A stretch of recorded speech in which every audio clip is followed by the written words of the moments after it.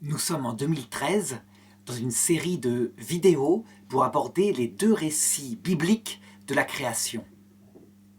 Et je suis maintenant rendu dans la partie qui n'est plus théologique, mais qui va aborder l'aspect à la fois scientifique et philosophique. Et ce que je voudrais voir en premier, c'est justement qu'est-ce que c'est exactement que ces trois disciplines: la théologie révélée, la science moderne et la philosophie réaliste. Cette partie, elle paraît comme ça secondaire, on appelle cette partie de l'épistémologie. C'est un mot compliqué pour signifier cette discipline qui met de l'ordre dans les sciences. Cependant, il ne faut absolument pas la prendre au léger. Elle est très importante. Je dirais que dans ce domaine particulier qui regarde l'apparition du monde, l'apparition de la vie, l'apparition de l'homme, il y a caché de véritables convictions idéologiques.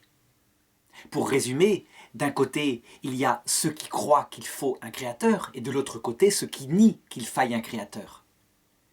Eh bien, dans les deux parties, je dirais que dès qu'il y a une faute épistémologique, ça veut dire dès qu'on sort du domaine particulier où on est, aussitôt l'autre partie en profite pour ridiculiser toute la réflexion de l'autre.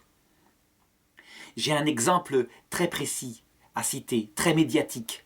Il s'agit des frères Bogdanov et de leur thèse de sciences et de mathématiques pour l'un qu'ils ont fait sur l'origine du monde, le Big Bang, etc.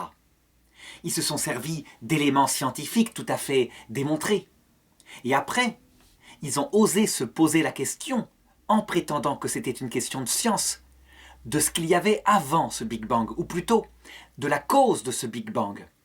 Parce que, en fait, quand ils parlent de ce qui est avant le Big Bang, ils utilisaient un langage adapté à tout public. Ils savent très bien, évidemment, ils sont formés en sciences, que avant le Big Bang, au niveau temps, il n'existe rien, puisque le temps lui-même apparaît avec la matière.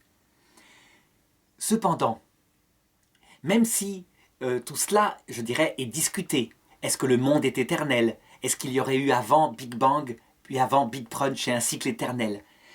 Cette petite erreur d'épistémologie, le fait qu'il se situait en fait, en se posant cette question, au-delà de la science, puisque, on le sait très bien, la science ne peut atteindre que ce qu'elle mesure par un outil mathématique, et que, à un certain moment, au début de l'univers, dans la théorie du Big Bang, le monde est tellement concentré, le monde est situé en un point, on pourrait dire, avec des températures qui tendent vers l'infini, que aucune équation mathématique ne peut se le représenter. Du coup, en parlant de ce qui se passe avant le mur de Planck, donc cet état de la matière si concentré, on n'est plus en science. On se trouve en fait dans une réflexion qui est tout à fait valable, mais qui s'appelle la philosophie réaliste. Ça veut dire qu'on réfléchit, non plus avec un outil mathématique, mais avec son intelligence et d'autres méthodes. Résultat, eh bien, certains scientifiques, sans doute peut-être dans un excès de jalousie par rapport à la notoriété de ces deux chercheurs, ont ridiculisé tout le reste de leur thèse. L'ont réduit à rien, ont même contesté le fait qu'ils aient pu obtenir un doctorat en physique pour l'un d'eux. Donc voilà pourquoi il faut être extrêmement précis et bien indiquer le domaine où on se situe. Alors pour le faire, saint Thomas d'Aquin, le grand docteur catholique qui a vécu au Moyen-Âge, mais qui était aussi un philosophe de haut niveau, a donné quelques indications qui restent absolument valables. Toutes les sciences, toutes les disciplines scientifiques se définissent à partir de deux choses. D'abord, il faut définir leur objet matériel. Ça veut dire concrètement qu'est-ce qu'elles étudient. Le plus simple, pour rendre ça très concret, c'est que je prenne un exemple. Imaginons que je veuille étudier ce livre, justement. Ce livre qui est une partie de la somme de théologie de saint Thomas d'Aquin. Eh bien, l'objet matériel, c'est ce livre-là, matériellement pris. Vraiment, je l'étudie, je veux savoir tout ce qui peut être dit de ce livre. Eh bien, le fait de définir l'objet matériel ne suffit pas. Il faut que je regarde un deuxième aspect.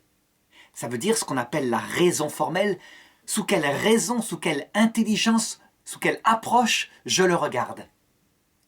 Par exemple, si je le regarde en tant qu'il est fait de papier, qu'il pèse à peu près 1 kilo, eh bien, il y a une science particulière qui va étudier ça, qui est à la fois dans le domaine de la physique, parce que c'est un corps matériel pesant, qui est fait d'atomes. Ces atomes sont réunis en molécules, qui donnent le papier. Mais certainement qu'il y aura aussi une discipline qui s'appelle la biologie, parce que le papier qui le compose est issu d'êtres vivants, d'arbres en l'occurrence. Résultat, je surprends peut-être mon auditoire en disant que je peux étudier ce livre en tant qu'il est un corps pesant, mais ça fait partie de l'étude de ce livre. C'est pas la science la plus profonde en l'occurrence pour ce livre. La science la plus profonde, c'est évidemment de le lire, de comprendre ce qui est marqué dedans. Et donc là, le fait que je le lise, que je comprenne ce qui est marqué dedans, c'est une autre discipline qui n'a rien à voir avec la physique. Ça sera, par exemple, si j'étudie cet écrit d'un point de vue historique, ça sera l'histoire de la pensée.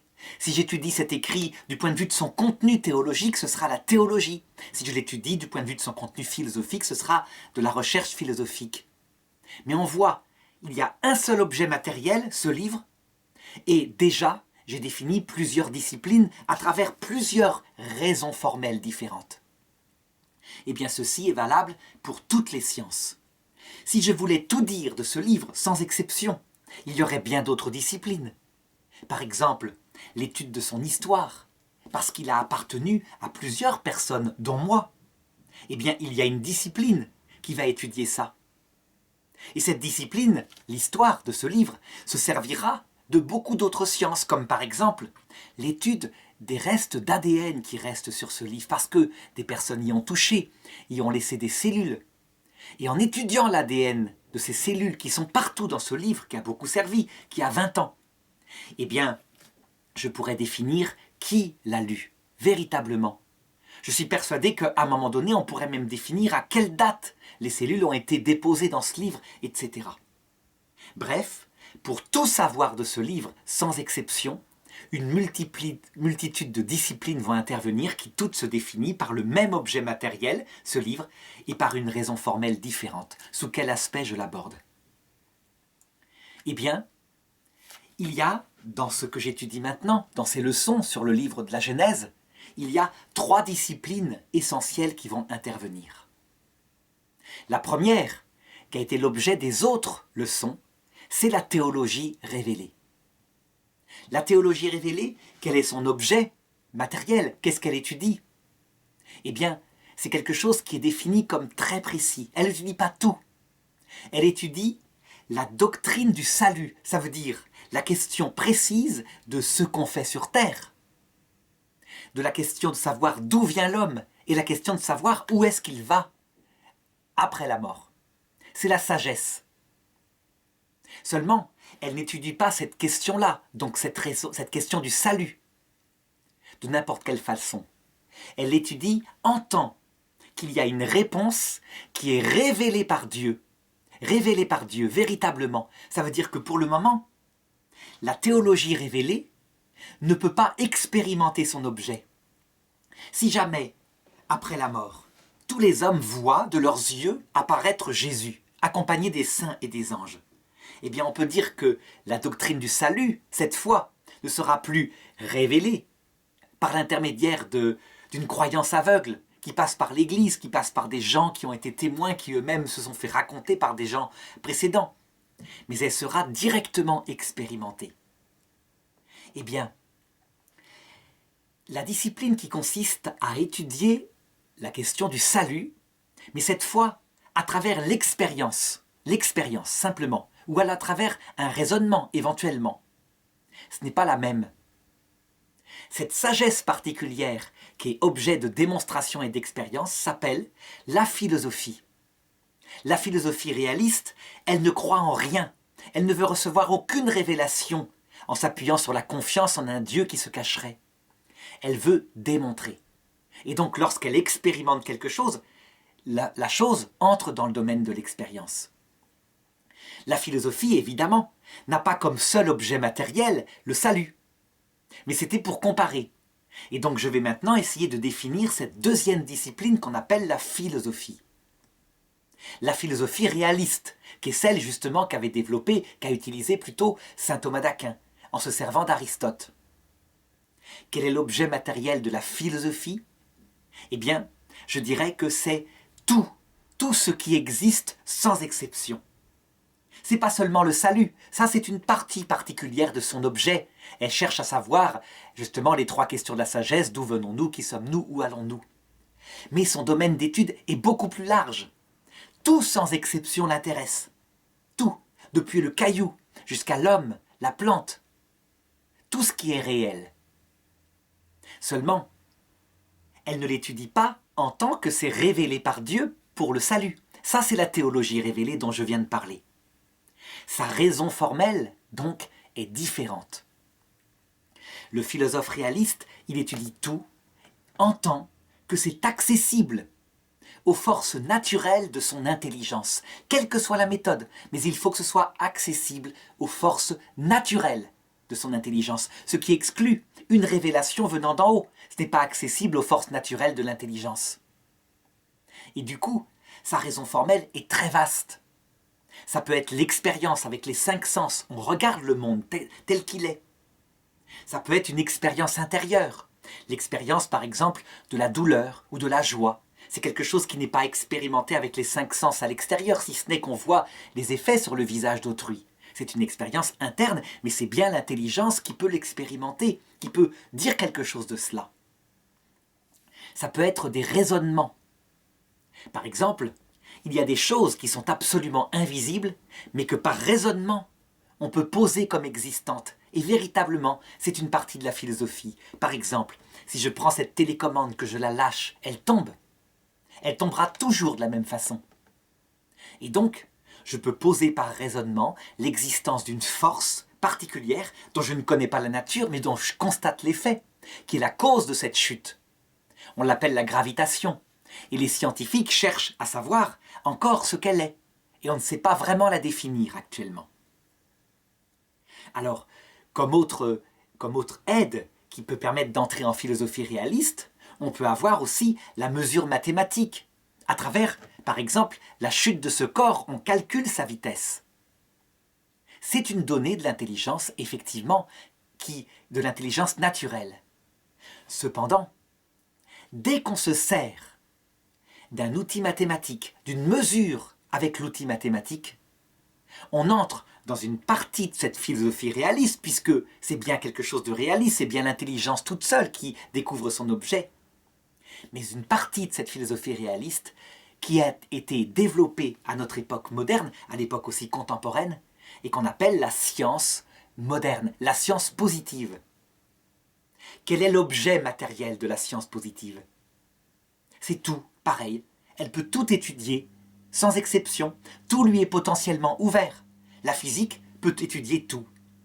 Mais elle se donne une raison formelle particulière.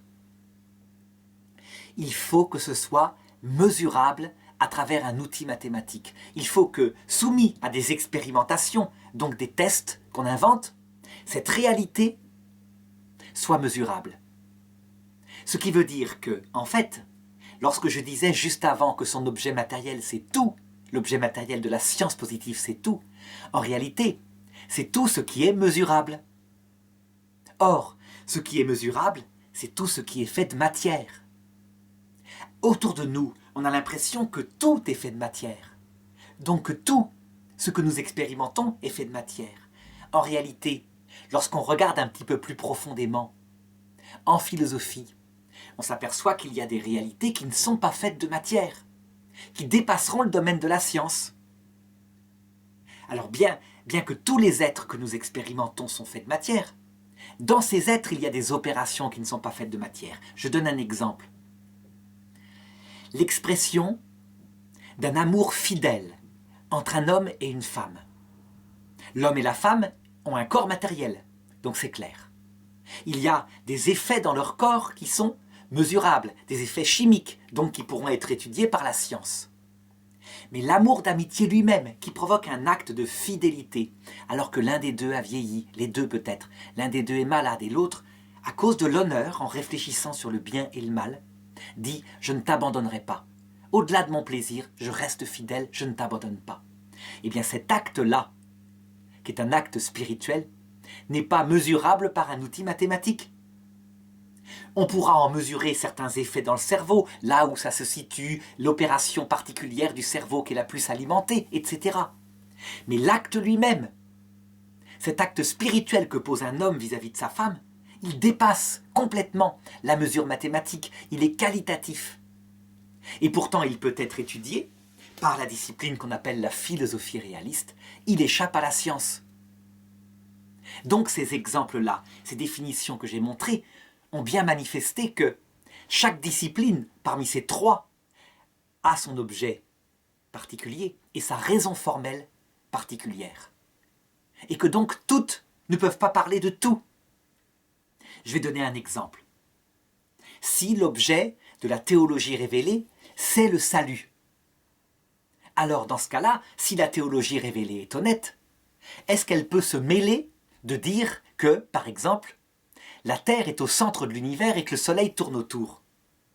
En quoi cette affirmation, qui est peut-être tirée d'un passage biblique, lu matériellement, apporte-t-elle une réponse par rapport au salut?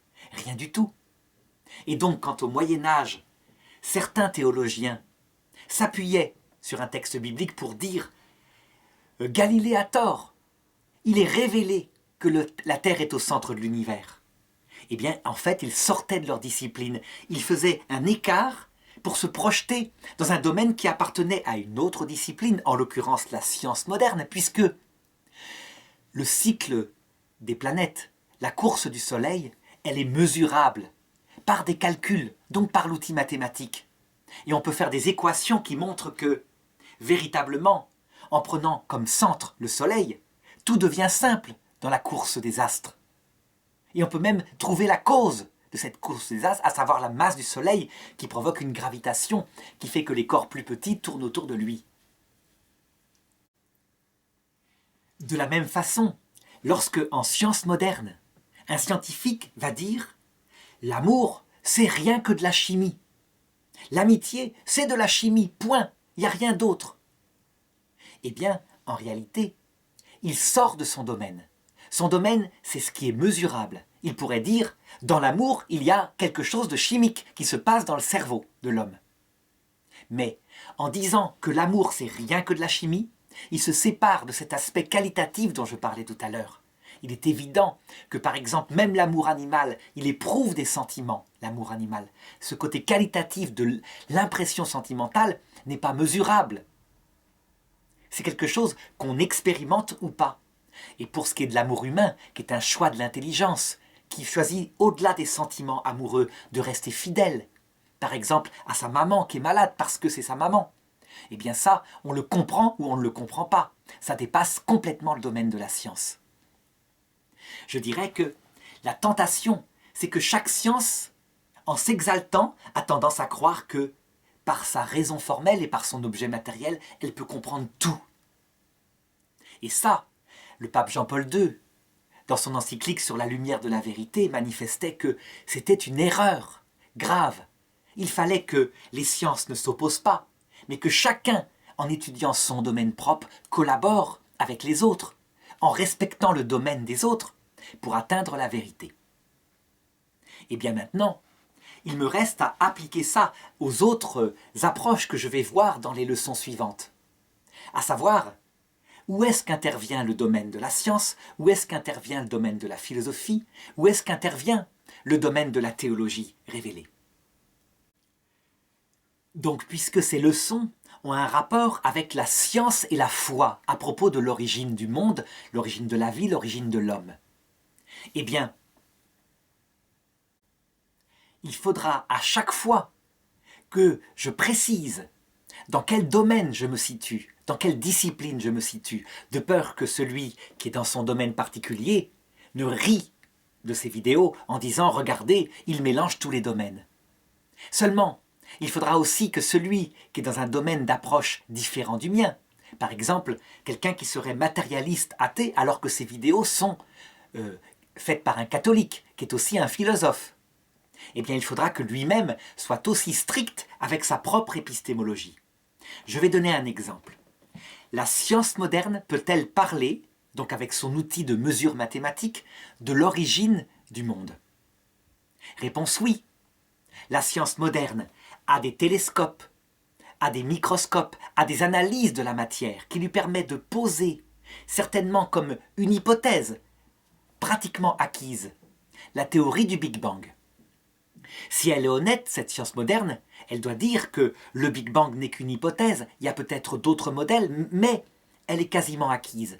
Mais le scientifique doit dire aussi que le Big Bang n'explique pas certaines choses. Donc il y a des domaines qui lui échappent. Et donc que peut-être il faudra élargir avec une autre théorie un jour. Par exemple, comment expliquer par le Big Bang que visiblement l'accélération de l'univers qui grandit, qui s'étend puisqu'il y a eu une grande explosion, l'accélération se fait, c'est-à-dire que ce n'est pas une vitesse stable ou même une diminution de cette extension de l'univers, mais c'est une accélération. Ça, les scientifiques ne savent pas encore l'expliquer. Il y a sans doute une force quelque part dont ils ignorent la nature, mais ça montre bien que la théorie scientifique ne dit pas tout.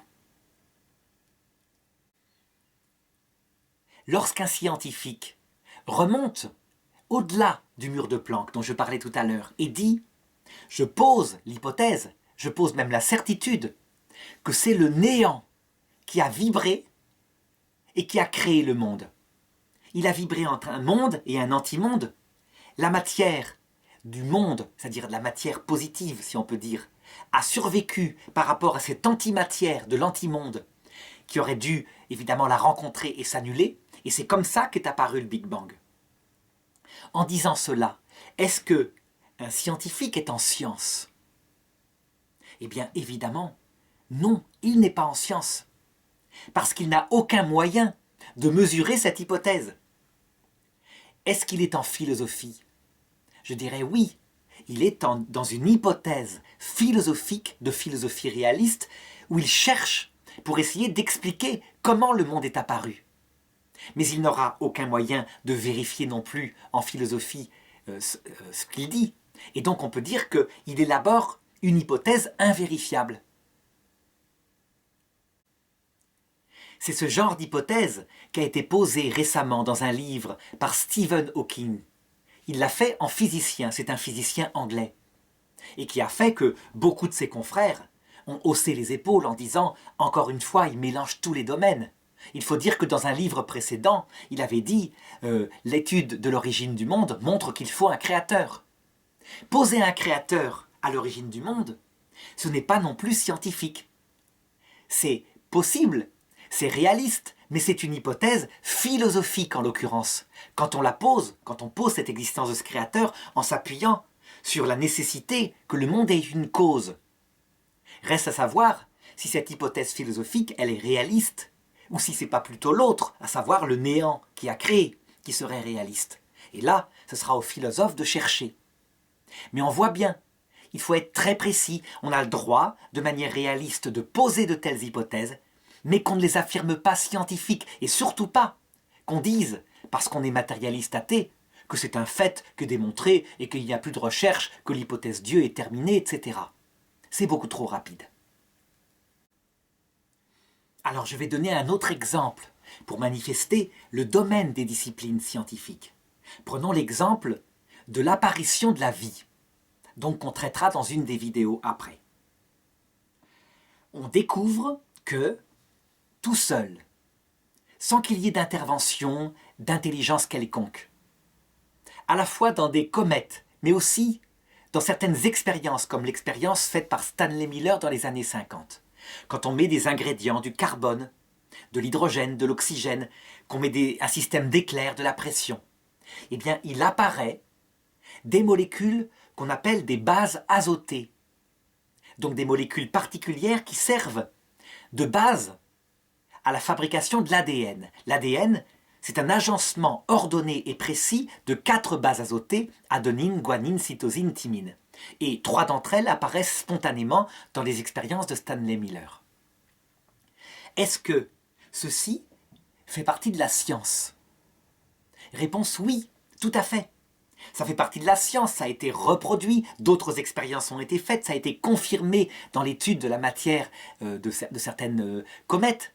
Et donc, véritablement, on a un outil mathématique pour voir la fréquence de l'apparition de ces molécules, la quantité, etc. À partir de là, certains scientifiques en ont déduit que la vie était apparue par hasard. À savoir que, puisqu'on a les bases de la vie, le reste se fait tout seul, évidemment. Est-ce qu'on est, dans cette conclusion, dans une approche de type scientifique?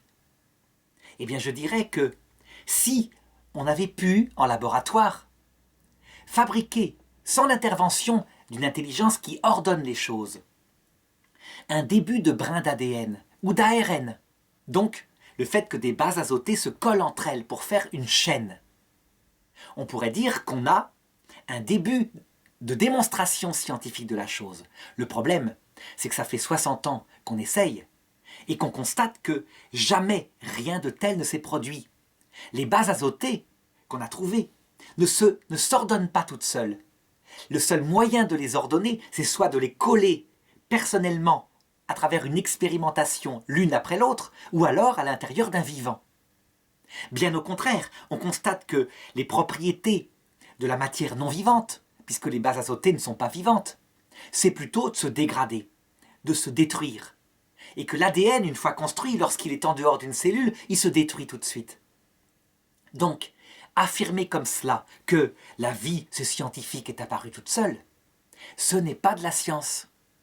C'est une hypothèse philosophique, de philosophie réaliste. On a le droit de poser des hypothèses, c'est pourquoi pas, ça peut peut-être se faire.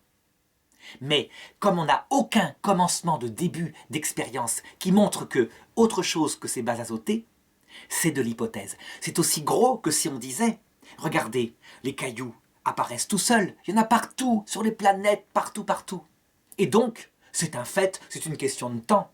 Les cathédrales, comme Notre-Dame de Paris, apparaissent toutes seules. C'est impossible de parler comme cela. Il y a quand même une différence entre un vivant qui implique des centaines de milliers de bases azotées programmées précisément, ordonnées, qui comme un logiciel informatique, font fonctionner, je dirais, une activité à l'extérieur de ce vivant, et puis l'apparition de simples bases non vivantes, avec 8 ou 9 atomes qui les composent. Donc on le voit, on passe facilement de quelque chose de précis de la science à, en fonction de ses convictions philosophiques, une généralisation qui va trop loin. Est-ce que, dans ce cas-là, si quelqu'un pose l'intervention d'une intelligence, ce qu'on appelle la théorie du dessein intelligent, donc une théorie qui est très ancienne, qui n'est pas du tout nouvelle, on dit souvent que c'est une théorie créationniste, donc de la théologie biblique, remis à la forme du jour. C'est ce que disent, je dirais, les philosophes matérialistes athées. En réalité, c'est bien plus ancien. C'est la pensée d'Aristote, déjà. Il y a un moteur premier immobile qui a organisé le mouvement. C'est la pensée de quelqu'un comme Thomas d'Aquin. Il dit qu'on peut démontrer qu'il y a un créateur. C'est Bergson, c'est aussi, lors de la Révolution française, Voltaire qui parlait du grand horloger de l'univers et qui a inspiré Robespierre. Donc la théorie d'un créateur, elle est, je dirais, très très fréquemment abordée par un raisonnement. Est-ce que cette théorie d'un dessein intelligent est scientifique? Réponse non. On ne peut pas mesurer un créateur intelligent. On ne peut pas mesurer du tout. Ce n'est pas l'outil mathématique qui regarde cela. C'est un raisonnement philosophique qui dit qu'il faut une cause adaptée puisque l'effet, à savoir l'apparition de la vie, est hyper intelligent et ordonné. C'est une hypothèse philosophique, en l'occurrence ici, puisque c'est un raisonnement. Donc les forces naturelles de l'intelligence, je retombe sur ma raison formelle de tout à l'heure, l'intelligence qui se sert toute seule de sa propre puissance. Alors je pourrais multiplier les exemples. Prenons la théorie de l'évolution. Est-ce que la théorie de l'évolution est démontrée?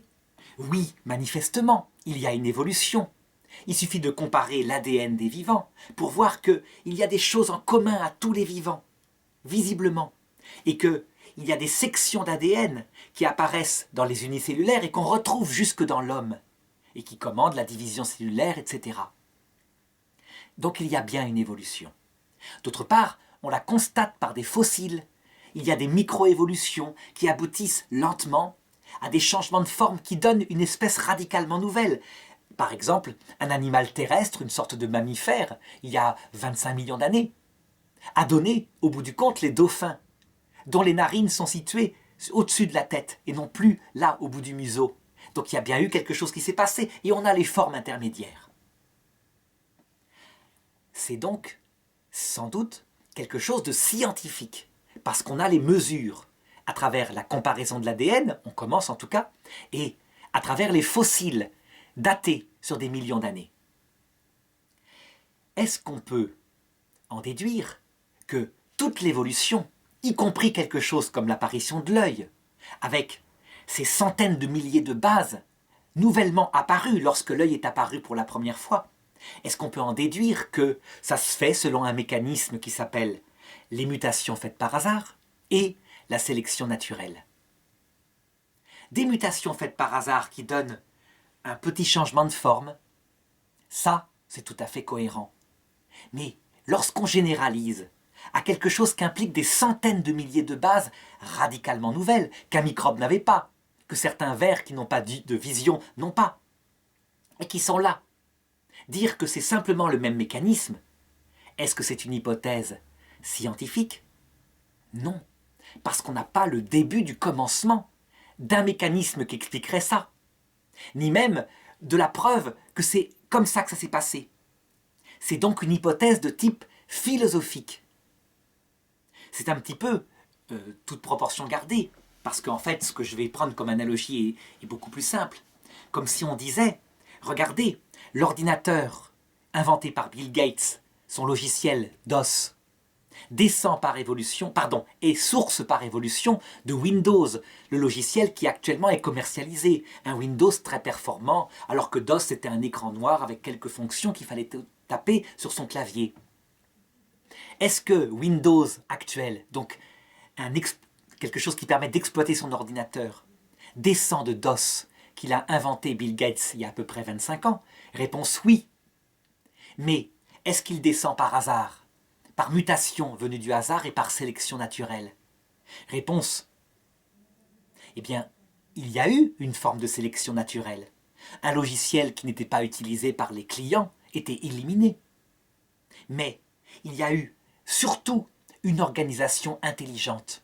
Les choses ont été pensées, ont été écrites, et surtout quand il y avait des choses radicalement nouvelles.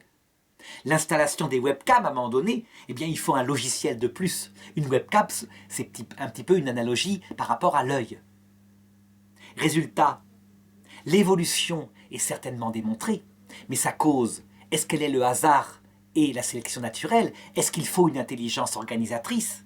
Je dirais que ça, c'est une question de philosophie réaliste.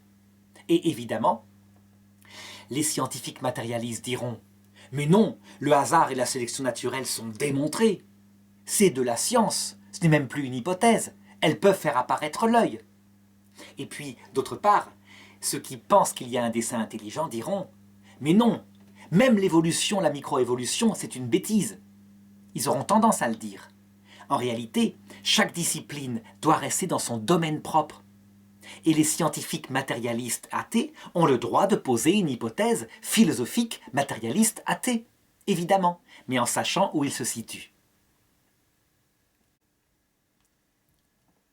Alors, toujours pour bien poser ces différentes disciplines, théologie révélée, science, philosophie, je voudrais maintenant aborder l'exemple de ce qu'on appelle la théorie créationniste, dont on avait parlé dans la deuxième leçon de cette série de vidéos.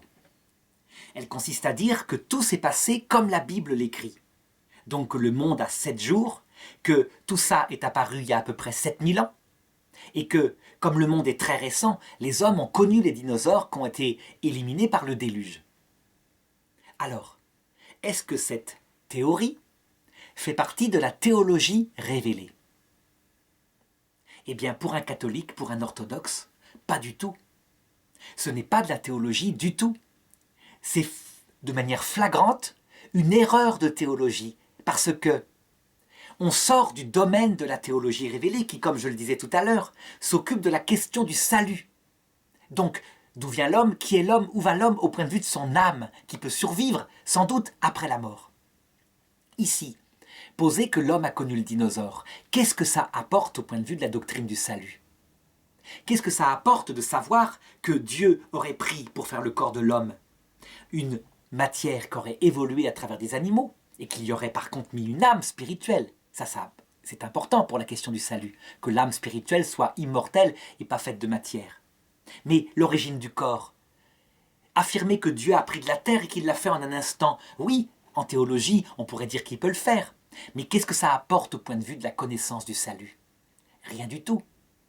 Donc, en affirmant dans ce qu'il prétend être de la théologie que on peut expliquer comment s'est fait le monde, donc un domaine particulier à la science et à la philosophie réaliste, je pense que ces théologiens sortent de la théologie.